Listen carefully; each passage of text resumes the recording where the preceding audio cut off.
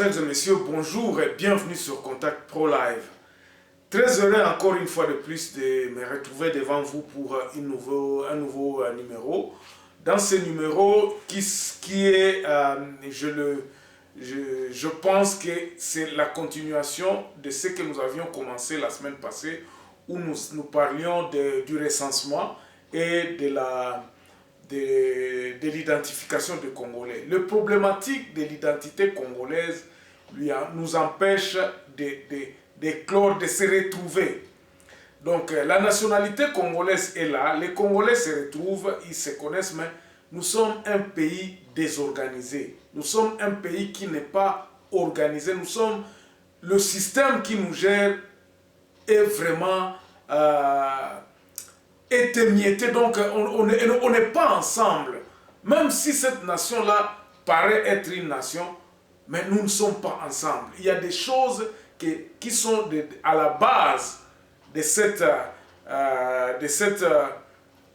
désorganisation que nous pouvons, si nous avons vraiment cette conscience, nous pouvons résoudre.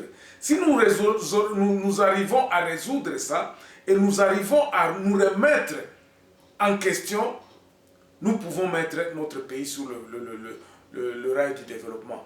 Alors, avant que je ne vous annonce le sujet, je crois qu'il est bon aussi qu'on puisse lire les titres à la une des journaux qui paraissent sur le net que j'ai choisi pour vous. Ces journaux nous donnent des informations et que je pense que ce sont des informations fiables.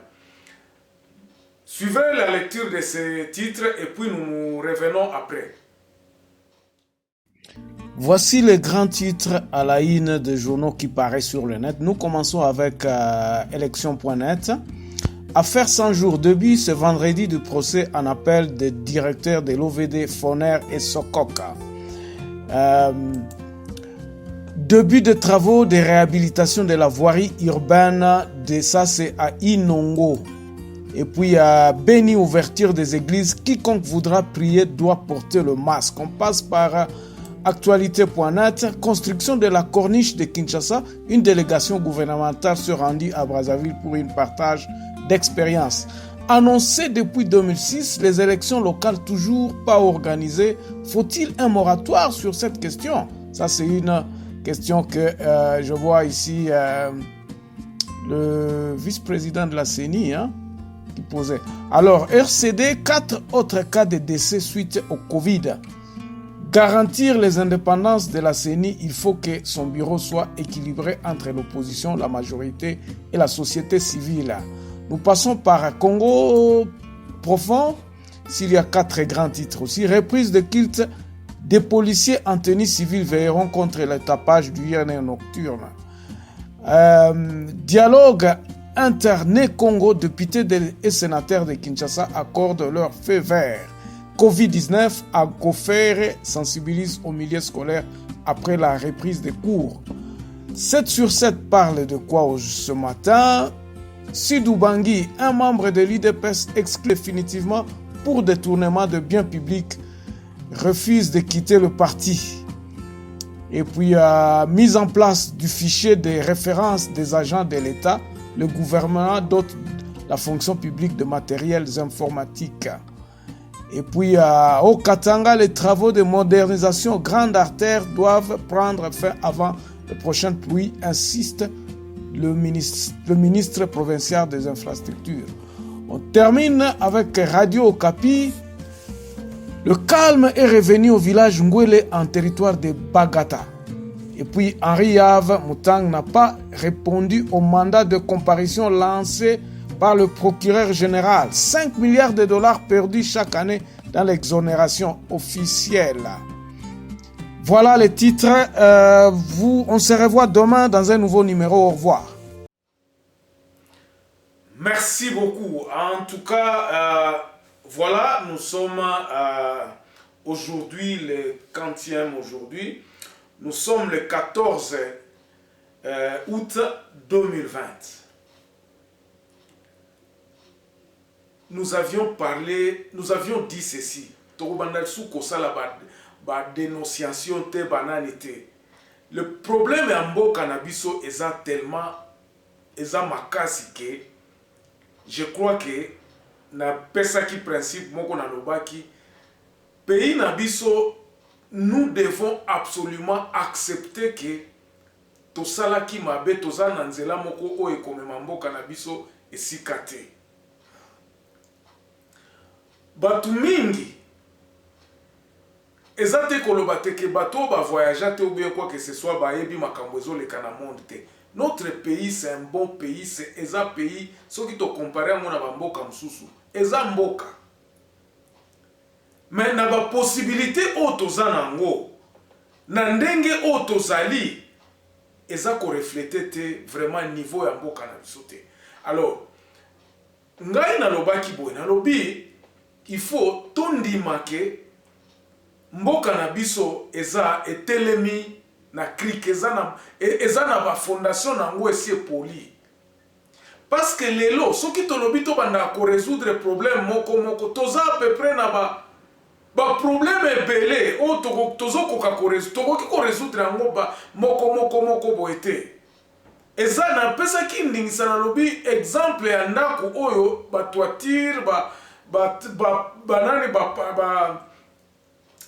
ba fondation ba biloko nyonso ebebi ba fenêtre tout ça biloko ebele poli solution eza ndenge nini il faut ko bandela ba politicien baza ko meka ko sala ba négociation parce que chaque jour soki législature moko ekoti nous recommençons le même cycle tondima na kate toza tellement na ba problème ebele ke et ça la kaka ke tozo tourner kana esika moko gouvernement moko koya oh bangote oh mususu bangote tozo koka ko tatola nde tozo koka koyeba le fondement ya problème te.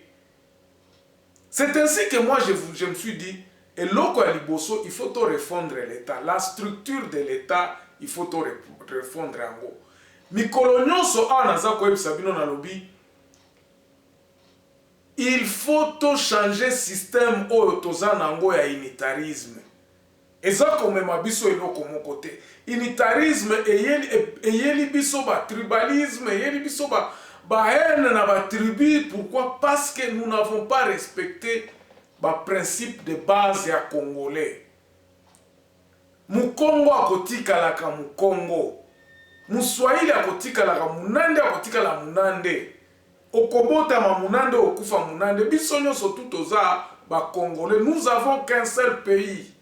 Nous avons des multiples tribus. Voilà le principe où la constitution est pesaka biso. Mais maintenant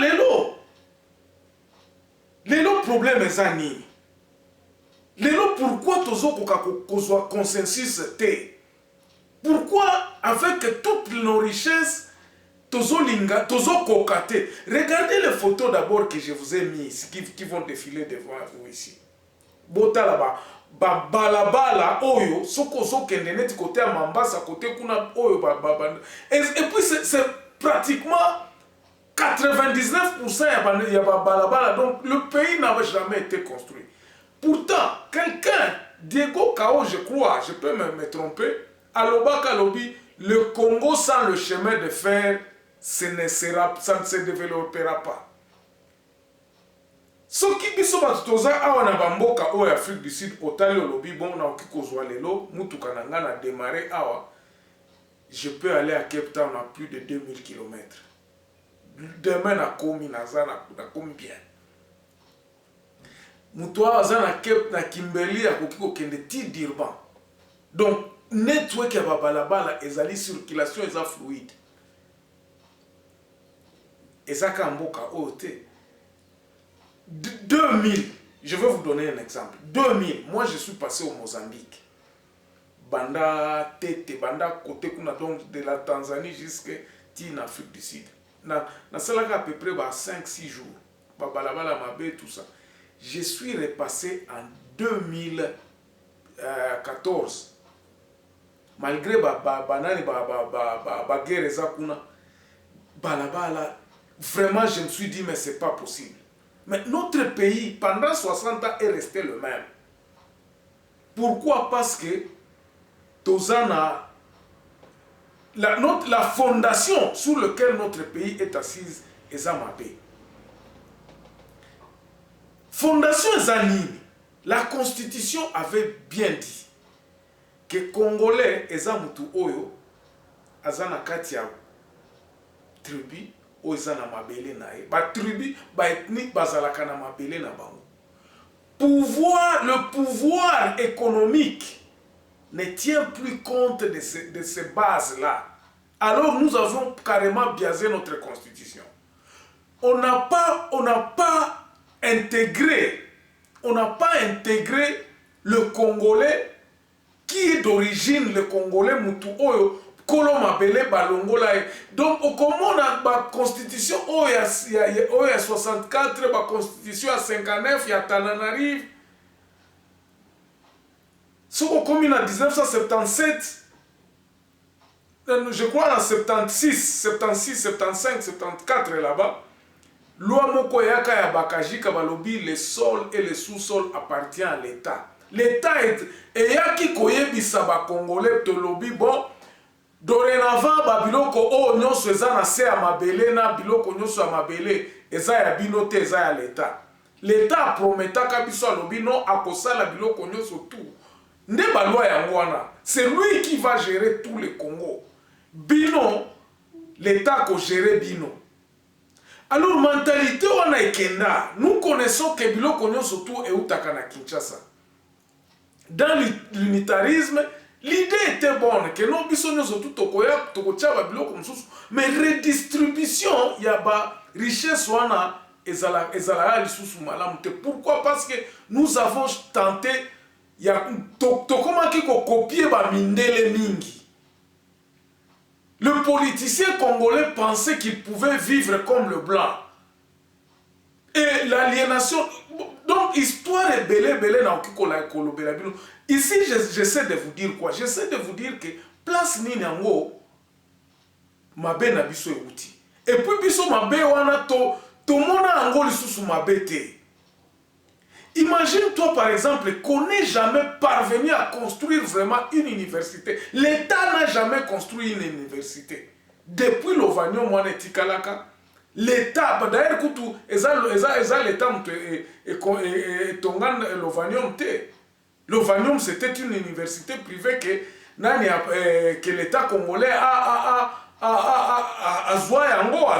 donc a commis ça en public. L'État n'a jamais construit. Donc le Congolais, Nakatia Congolais, to vivaka kaka comme na culture accueillette. Nous avons trouvé des choses, nous pensons que ces choses-là existeront tout le temps. Culture et développement tous en angote. Alors, ekozaki babiloko nyonso tu wana keno baene kokota batu bakomi mutu na mutu akomi kosala nyonso amisalela ye moko. Culture ya communauté, ya kosalela communauté esilaka. Pendant ces 60 ans, jusqu'aujourd'hui, même les journalistes bakoloba keno oyoka ba journaliste bokanisi bakabila wana bazosalela mboka bazosalela pona bango moko pona ba famille na bango. Cette culture là est ancrée en nous. Okoyoka mutu azako ebisa lobi Congo epesangani. Congo epesangani. C'est comme si le Congo le Congo lui doit. C'est vrai. Na culture oyo na ndenge o modèle o système oyo tozalaki topesa mabele na biso topesa gestion na biso na Kinshasa. Nous attendons, nous attendons à ce que Kinshasa puisse faire quelque chose pour nous. Yangwana omona ba province ba biloko nyonso tout biloko nyonso à l'état tozelaka Kinshasa sala. Et ainsi ebota ba haine Congolais alingia sala boye biso moko tozomitia ba croc en jambe on a to ko entreprendre ba makambo ndenge nini na système oyo eza ekosimba te. C'est ainsi que nous sommes dit il faut bandela to vanda to eba to loba. Bon, qu'est-ce qu'il faut pour que pouvoir ezonga na base comme disait le père Tshisekedi que le peuple d'abord. Peuple d'abord, on a dit qu'on signifie nini. Le peuple d'abord signifie quoi? Ata slogan tozoloba peuple d'abord, peuple d'abord, peuple d'abord. Ça signifie quoi exactement? moi je pense que nakati ya mutu ya lobaki slogan le peuple d'abord, il voulait dire que le pouvoir doit être chez le peuple. Ce n'est pas que moi je veux faire tout pour le peuple. Tshisekedi akoki kosala tout. Félix comme président de la République, au moins ata langage na biso moko. Biso nyonso atolobaka okoyoka kala. Ah, il faut président Sassala, il faut Félix Sassala, il faut... Ça, c'est la chefferie. On est et culture Mobutu Pesa Biso qui est chef. Le chef, il sera dictateur. Tshisekedi ne peut pas faire tout seul. Quand on dit le peuple d'abord, total ndengenini, peuple a récupéré le pouvoir, il a qu'à se prendre en charge. Il doit être en charge. Moi, je crois que c'est ça la philosophie où il fallait que Biso tout kanisanango. Il faudrait que nous puissions adopter une politique, tout un système moko, oyo ekozongi sa congolais, ekolamusa congolais akolobate. Biloko na ngai yangoyo, ngai ifo na sala musala. Nous avons un pays, mais pays oyo pour servir pays oyo, il faut na sala musala. Et c'est ça qui manque le Congolais. Donc le Congolais akanisa kaka keno makamunyo se kouta Kinshasa. Comme nous avons mis le président de la République. C'est le président de la République qui va amener la nourriture sur sa table. Et biloko wana ndeza kokoboma mboka na biso. Kokanisa kaka keno eloko nyonso président de la République nde mutu akosala. C'est le système en question, l'unitarisme. Nde unitarisme wana ekenda de façon que biloko ba solution ya ba problème nyonso. Même ya kolia na yo moko, il faut euta Kinshasa. Oh tozozela mokonzi alobina no eloko moko te. Oh non, Kinshasa batindi salaire te. Oh ba ça nous a tué, ça nous a ezongi sabiso sima. Et puis ça na ba conséquences na ba domaine nyonso.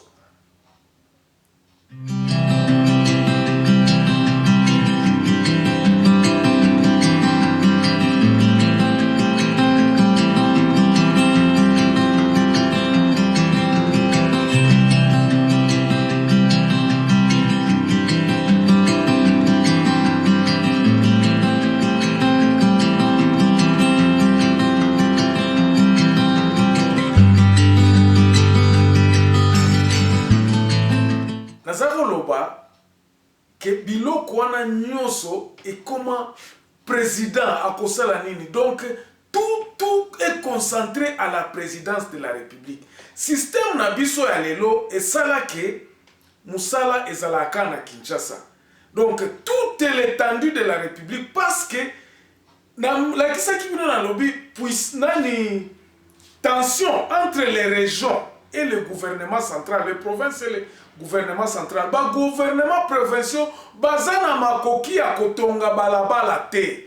Bazana makoki te, bazana pourquoi? Parce que biloko nyonso, même la régie des eaux, même biloko nyonso o eza epa na bango bakoki ko gérer yango te.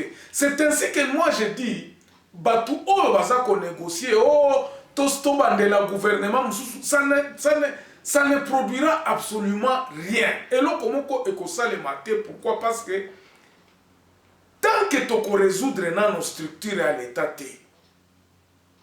tant que tu peux non, fonction ya maka, quand mukonzi nde mutu oyo, azana nanani na se, aza peuple nde aza mukonzi.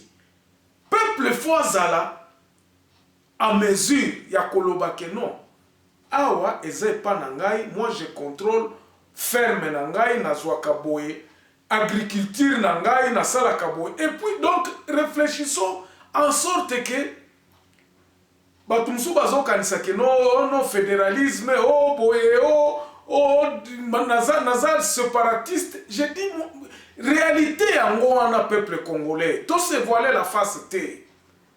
Tant que base est capable à Kobandako, non, je peux collaborer avec mon frère qui est Moulouba.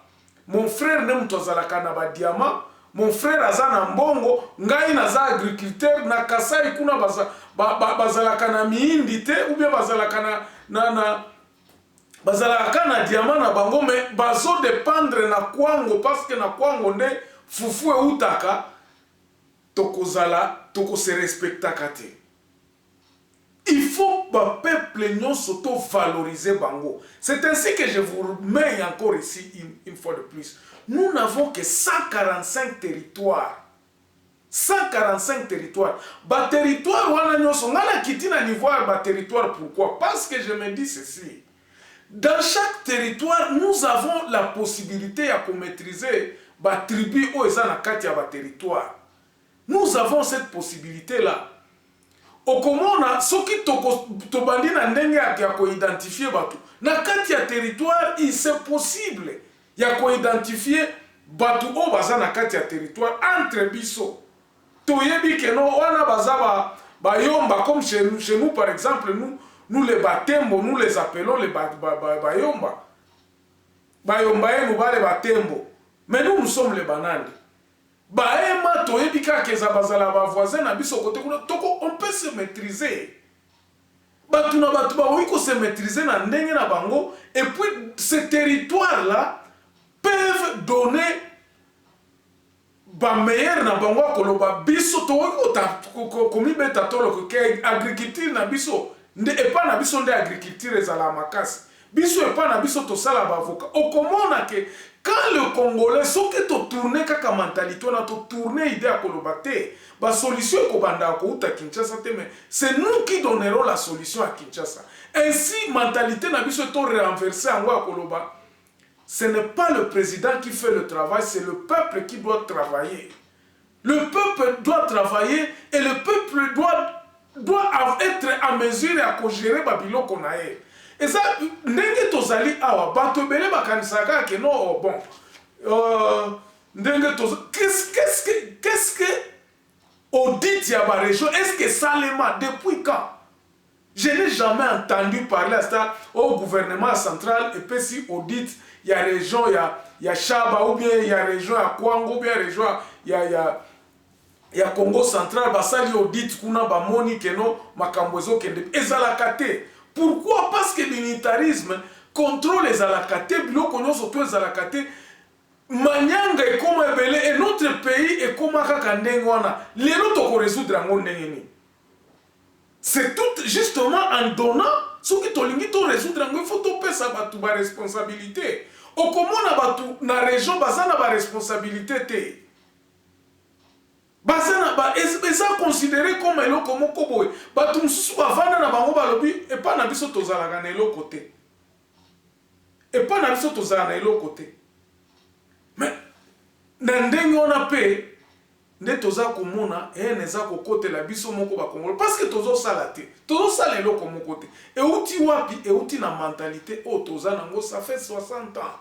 Les Congolais a évolué avec cette mentalité. C'est aujourd'hui, nabato, biso intellectuel tozo kanisa tolobi no pourquoi toki ko changer en côté. Na modèle oyo tozo koka ko sala ba tozo koka ko zwaka ba consensus c'est parce que toza na base mon côté. Toza na base mon côté et ça chacun pour soi Dieu pour tous na kati ya Congo oyo. Na sala ngana zala bien na somba babiloko na ngai mboka ngo na toko ko bongisa. Il y a même des langages à koloba biso toko boko ko bongisa mboka na binote. Et quand on se dit que non lorsque na kenda kana mboka mususu des grands professeurs ils se disent que non batu musu batu na bango mais vous êtes les Congolais, vous êtes des Congolais. Mais yo moko siko ozotala ozotulobi mais ngai bazo considérer nga mboye na l'étranger mais parce que bayebi importance ya mboka na biso mais tango biso moko toza biso moko tozana tozatana toyebani te toyebani ba importance te on ne se valorise pas et tout ça mentalité on a esbandi na ba professeur ba to ya mayele okoyoka oh non fédéralisme donc cacophonie ça pourquoi parce que la base n'a jamais eu le pouvoir de gérer sa terre. Alors, on est parti à l'Iboso quand on a introduit na kosuka awa na introduire kaka botala place nini yango nga naza kokende bon manke te na ba émission oyo parce que kozala misato tozokende malembe mpo totatola nde baloba na lingala toyeba eloko nini quel est le fondement qu'il faut eloko nini yango il faut kosala topesaki bino déjà basolution mpona décentralisation na identification na recensement. Pourquoi ça? Nous vous avions donné. Merci pour bateau bapesaki ngai ba félicitations ebele en tout cas ebele balandaki ba émission na kosenga pe lisusu bon partager ba émission parce que c'est une bonne idée. On ne peut pas évoluer sans se connaître. Ba makambo tant que tokosilisa tokoyeba penze eloko nini eza ya le pin dorsal du mal congolais toko évoluer kate. Il faut toyeba mabe na biso ezoko uta wapi. Pourquoi congolais azolinga muninga na été?